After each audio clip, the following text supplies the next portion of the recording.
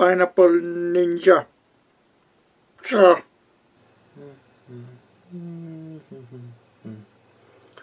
Bum, bum, ba bum, bum, ba bum, bum, ba bum, bum, bum, bum. Hello, another video for Kings of War, and this time we are talking about the Dwarves.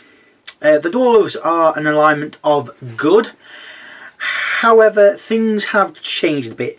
They're usually a peacefaring race unless they go to war, as all peacefaring races that go to war kind of do.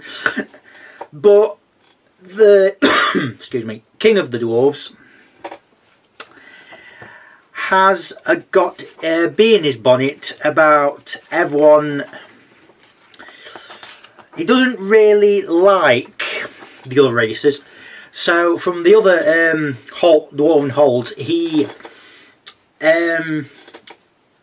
wants a stipend of money from them for his war effort. Some of the dwarves aren't happy with this. I'd imagine that's kind of the theme behind the three dwarves in the upcoming Uncharted Empires 3rd edition book. We shall have to see.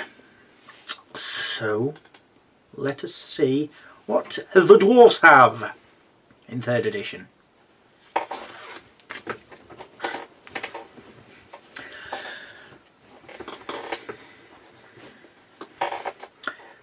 Hello! This is another video for Kings of War 3rd edition, and today we'll be talking about the Dwarves. Now, the Dwarves are in the alignment of good. However, the Dwarf King Golemran, I think it's called, I'm probably pronouncing that way wrong, is very xenophobic and whatnot, and he demands a stipend from each of the dwarf holds for his war effort. A lot of the other dwarves don't like that because he's got the most funds and whatnot. That's just how it is. So the army special upgrade, which in the big book or downloadable book, this one, is on page 249, is Throwing Mastiff. The unit is equipped with a single-use ranged attack with the following profile. Throwing Mastiff, 12-inch, attacks 8, piercing 1. This attack always hits on 4+. Once used, the unit's Throwing Mastiff is destroyed and cannot be used again for the remainder of the game. So they've got like a little bulldoggy thing. Well, it kind of looks like that on the model, but Mastiff, bulldog, any small dog sort of thing, is hurled at the enemy. It does a fair amount of damage, and then it's either poked at with a sword or runs off. So starting with the infantry then, on page 249 we are starting with the Ironclad. Speed 4, melee of 4, defense of 5. Troop, attacks 10, nerve 10, 12, 70 points. Regiment, 12 attacks, nerve 14, 16 and 110 points. Horde, 25 attacks, 21 and 23 nerve and 180 points. Special rules headstrong and can take a Throwing Mastiff for 15 points. They're basically standard infantry. They do what they need to. They're all right. They've got good defence. They hit on 4s and they can take a Throwing Mastiff if necessary. They've got a fair number of attacks. They're just pretty good infantry. Next we have the Iron Guard. Speed 4. Most dwarves are either speed 4 or 5 unless you're looking at things like Cavalry or stuff like that. Speed 4, melee 3+, defense 6. Troop, 10 attacks, nerve 11, 13 and 100 points. Regiment, 12 attacks, nerve 15, 17, 150 points. Special rules headstrong. A lot of dwarves, pretty much all the dwarves have got headstrong. Options, Throwing Mastiff for 15 points. These are kind of like the Ironclad, but their defence and their hitting in combat is a lot better. You can't take Horde of them, unfortunately, which it's a bit of a shame, but if you want a infantry unit that's not really going to move that early, then they're pretty good. 150 points for a defense 6 unit with nerve of 15-17, that's not too bad. Shield breakers then, speed 4, melee 3 plus, defense 4. Troop, 10 attacks, nerve 10-12, 80 points. Regiment, 12 attacks, nerve 14-16 and 125 points. Horde, 25 attacks, nerve 21-23 and 205 points. Crushing strength 1 and headstrong, and can take a throwing mastiff for 15 points. They are pretty good. They hit hard and they've got crushing strength. Obviously they're a bit squishier, but I'd probably take them as a horde, to be honest, because of their high nerve. They've got headstrong and they hit on 3s. Your opponent is going to worry about them a lot. Berserkers then, they are an irregular unit. Speed 5, they're a bit faster than normal dwarves. Melee 4 plus, defense 4 plus. Troop, 15 attacks, nerve dash 13, 105 points. Regiment, 20 attacks, nerve dash 17 and 165 points. Special rules, vicious, melee, wild charge D3. Vengeance, while counter-charging, this unit has crushing strength 1. This is an interesting unit. They are a bit squishy, like the shield breakers, but they have a ton of attacks. Even if you have a troop of 10 of them, having 15 attacks is going to worry your opponent a hell of a lot. In fact, because they're irregular, you might as well have units of troops. Yes, the regiment, you've got nerve of 17 and you've got 20 attacks, but considering the points cost is 65 points difference, I'd probably keep them in troops so you can split them apart how you want, I'd say. Finally, for the infantry, I believe, yes, is the bulwarks. Speed 4, melee 4 plus, defense 5. Troop, 12 attacks, nerve 10-12, 90 points. Regiment, 15 attacks, nerve 14-16, 135 points. Horde, 30 attacks, nerve 21-23 and 225 points. They've got headstrong and phalanx because they've got spears, I suppose, and thrown dwarf mastiff for 15 points if you want. These are pretty good. I'd probably go for a regiment or a horde.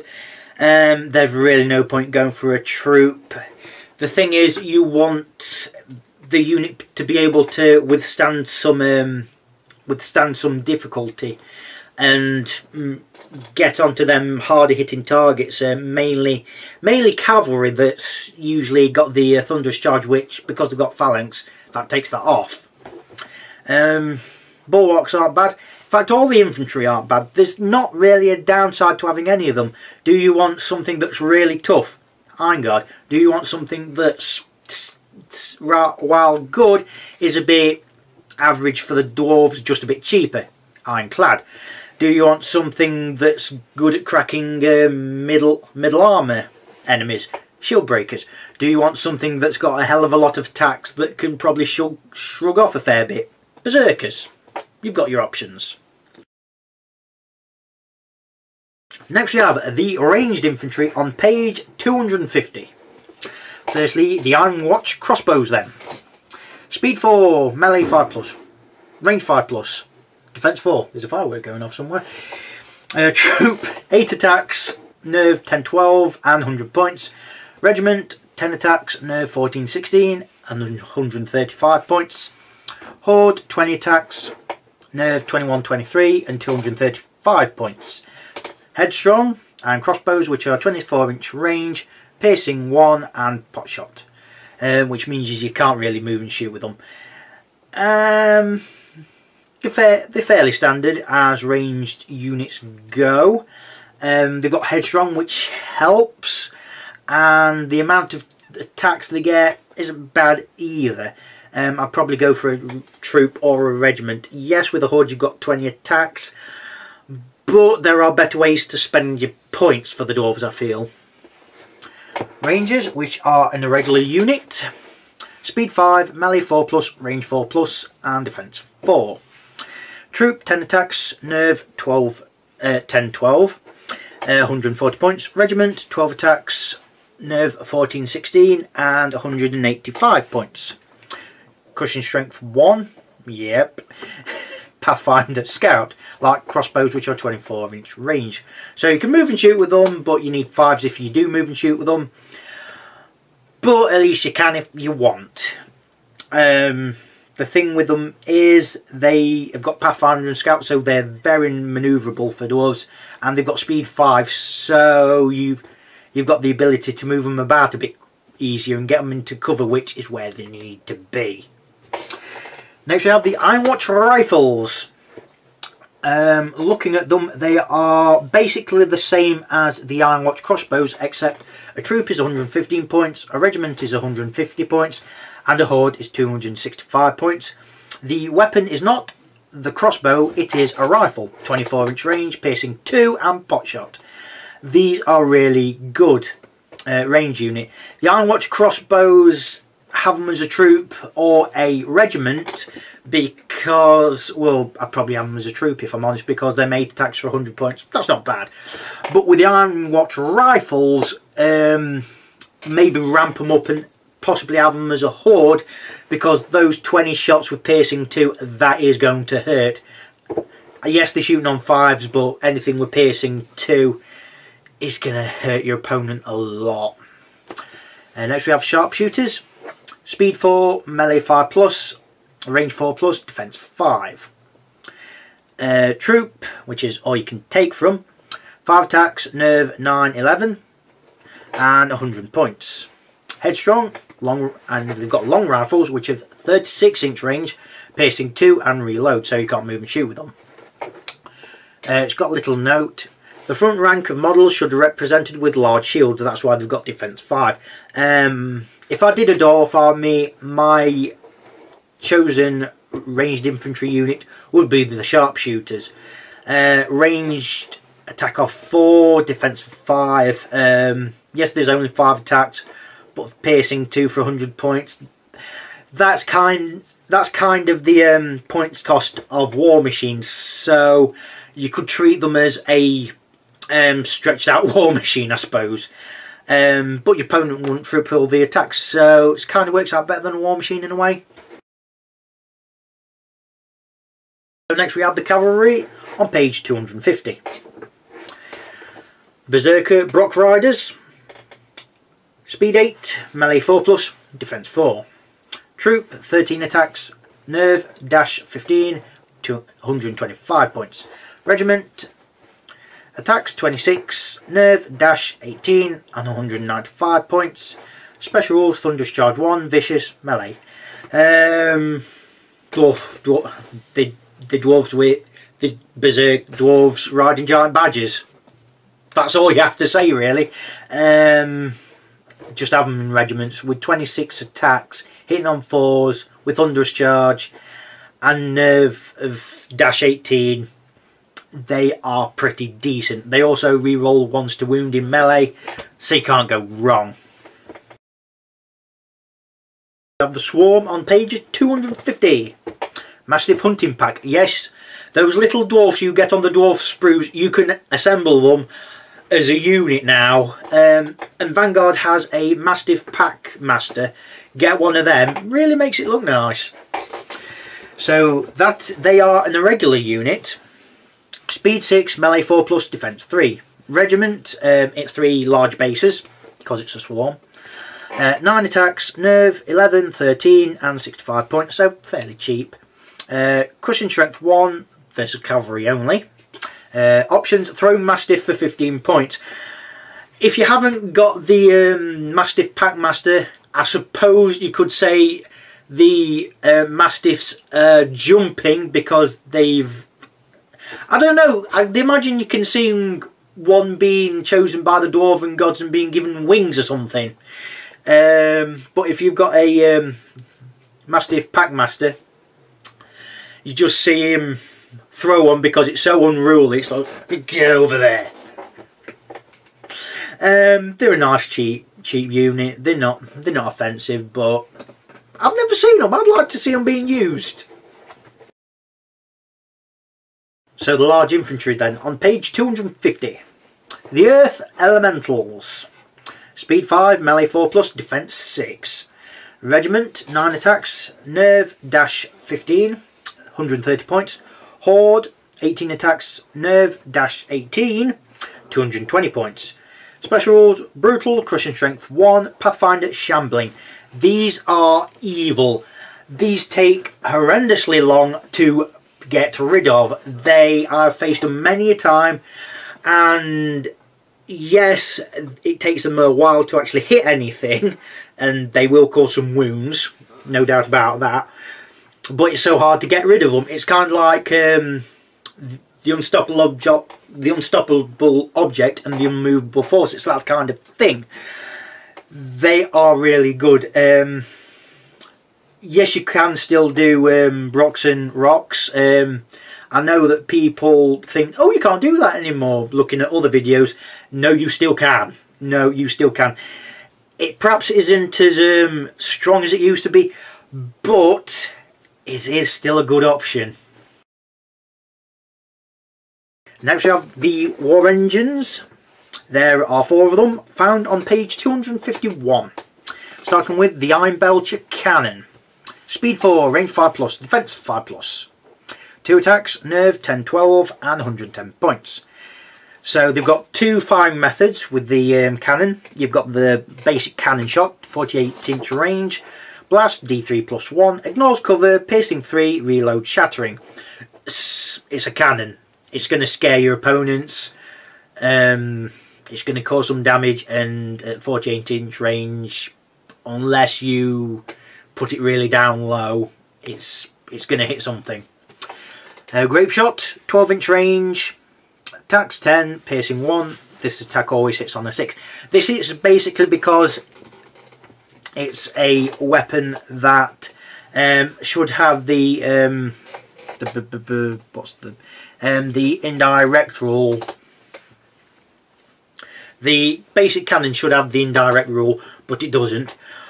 But oh no, I suppose it wouldn't do really. I suppose getting blasted in point blank range. Yeah, the Grape Shot, I suppose, it's got 10 attacks, piercing 1, it hits on 6s, but you've got the option when they get close, which, as it's a war machine that's going to hurt, people will.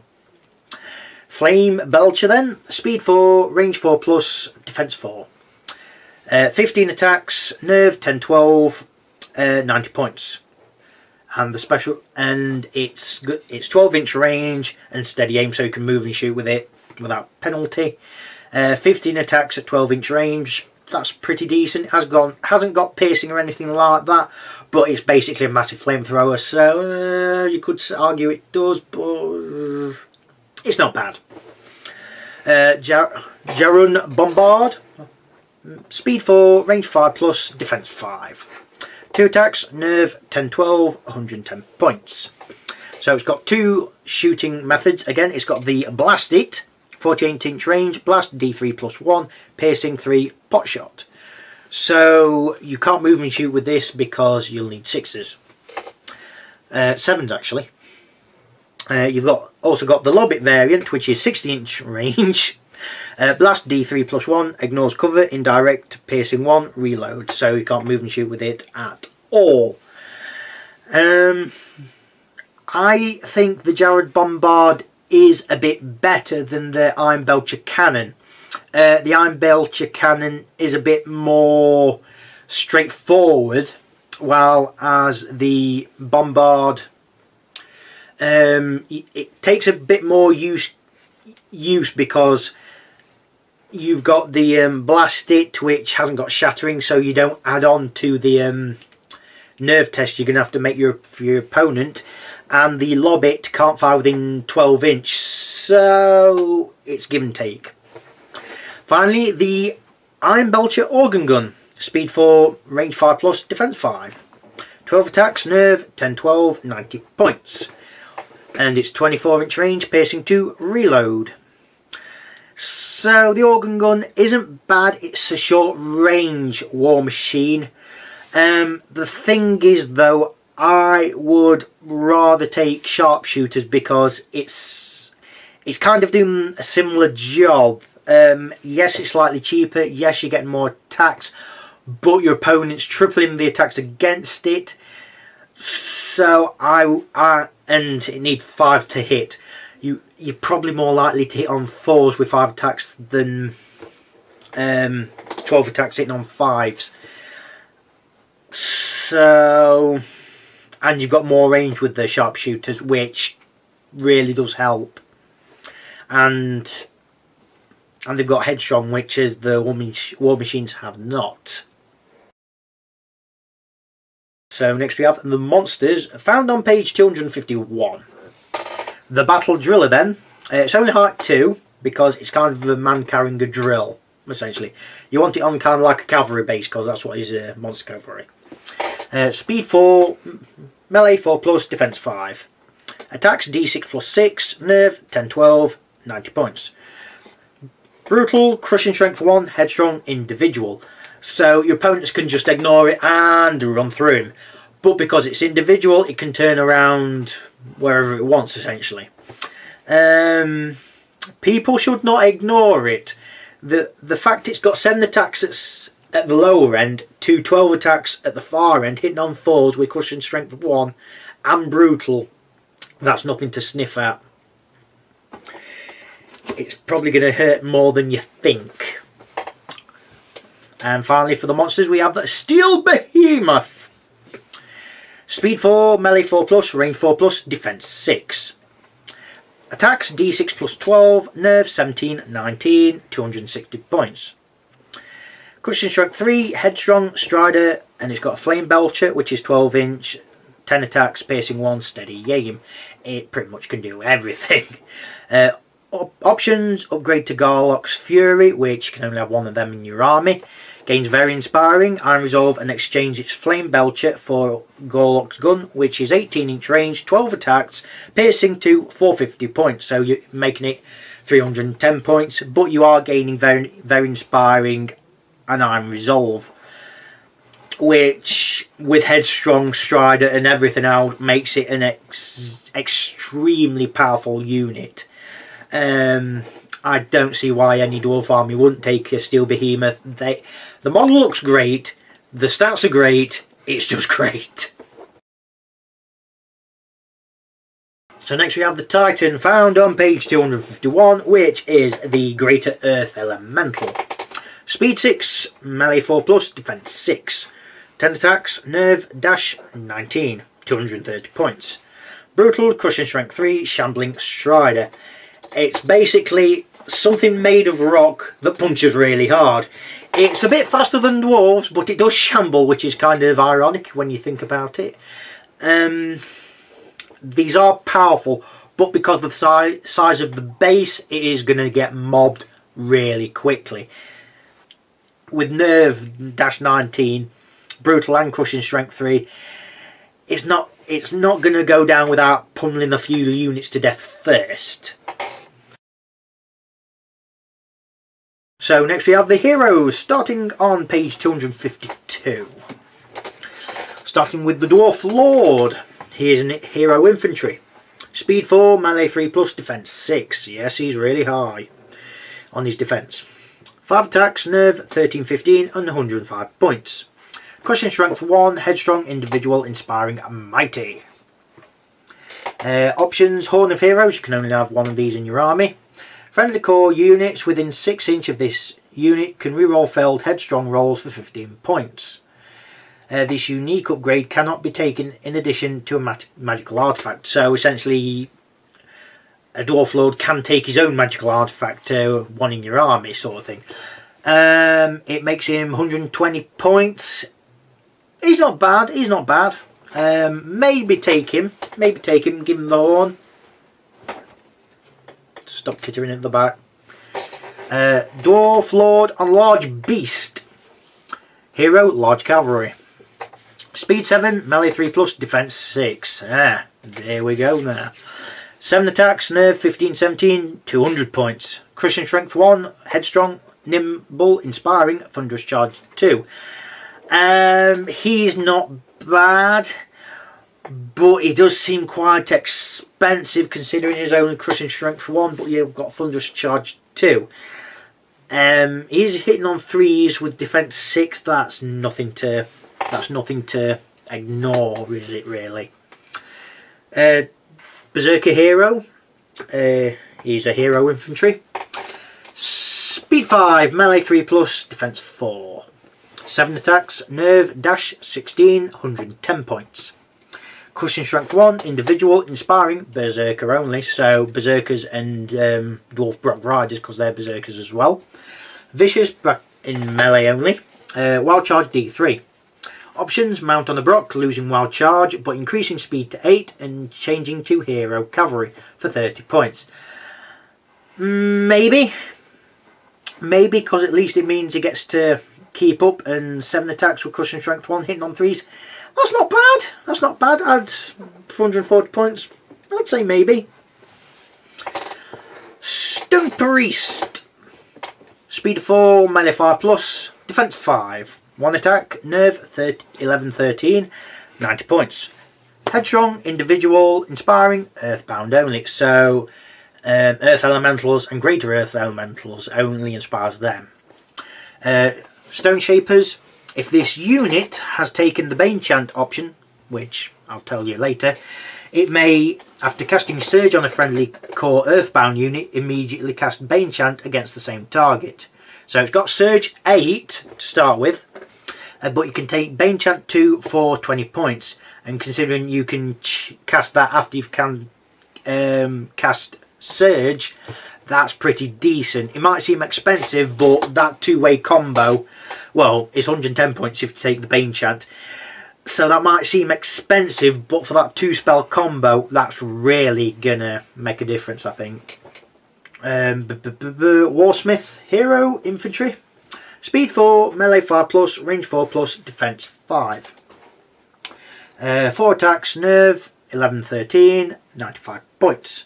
Special rules: aura, elite, ranged, war engines only. So if you put them near some war engines, they get to reroll the ones to hit.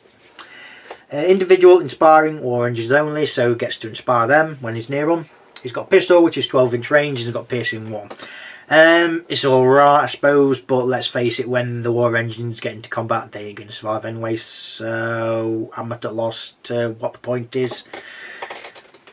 Dwarf, army standard bearer. Speed 4, melee 4+, defense 5. 1 attack, nerve 10, 12, 50 points. Headstrong, individual, inspiring. It's just a basically cheap way to get inspiring. There are better ways to do it, but at least it's there. Steel Juggernaut then, hero, large infantry. Speed 5, melee 3+, range 5+, defense 6. It's basically a dwarf in a suit of fantasy Terminator armour, essentially. Or Centurion armour if you're more a recent 40k player, I suppose. 5 attacks, nerve, dash 13, 150 points. Crushing strength 2, inspiring, nimble. Yeah, I don't know how he's got nimble, but he has. Hand cannon, which is 24-inch range, piercing 2, steady aim. Yes, he can move and shoot with the hand cannon, and it's got 5 shots on it with piercing 2. He's just a combat monster, really. He's not that expensive, to be honest, either. Yeah, go on, I'd take one. Why not? Lastly, for the dwarf heroes, we've got the Flame Priest. He's a dwarf infantry and is spellcaster rank 1. The Stone Priest, I forgot to mention, is spellcaster rank 2. Flame Priest then, speed 4, melee 4+, defense 5. Attacks 1, nerve 11, 13, 65 points. He's individual, because of course. He's got a spell fireball 6. You can take Banechant 2 for 20 points and increase fireball to 10 for 15 points. So if you take the fireball increase, that makes him 80 points. Fireball 10, because the model looks like he's got a weird flamethrower thing. I suppose it's kind of like a magical flamethrower. 10 points more, you can take a Flame Belcher. That's got more attacks, but it is a war engine, so you're tripling the attacks. I suppose it depends what you want. Do you want 15 attacks on a war engine, or do you want 10 fireballs on a hero that's got more manoeuvrability? You've got options, I suppose. So, unique units found on page 253. Rodin the Dwarf, which is a dwarf infantry. Speed 4, melee 3+, defense 6. Attacks 5, nerve 13-15, 125 points. He's pretty cheap so far for someone that hits on 3s and is only hit on 6s. Crushing strength 2, individual, inspiring, mighty Pathfinder. And he's got a rule called Now I'm Angry. Once per game, after an enemy unit rolls to damage Rodin, wherever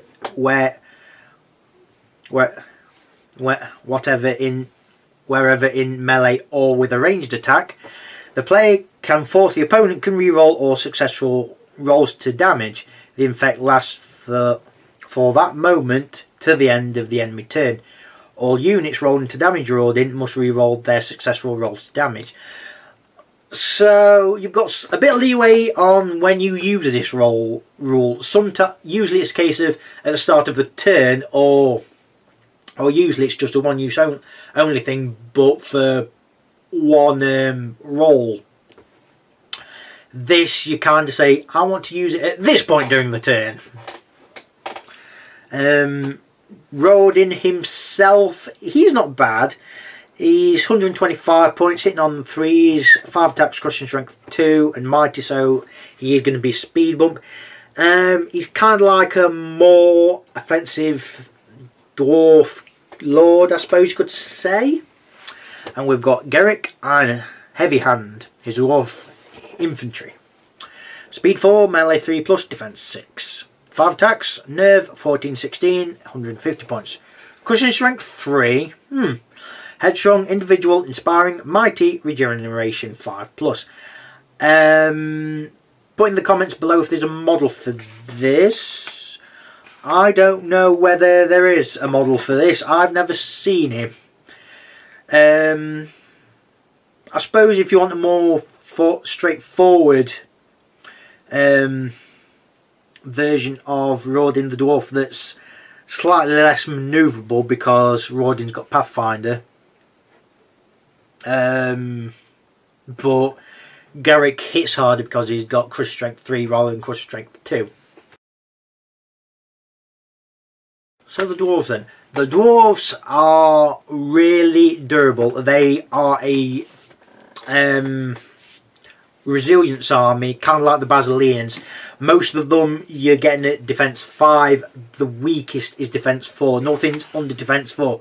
There's still a lot, apart from the Mastiff Hunting Pack, but then again, little dogs, they're going to be weak defense.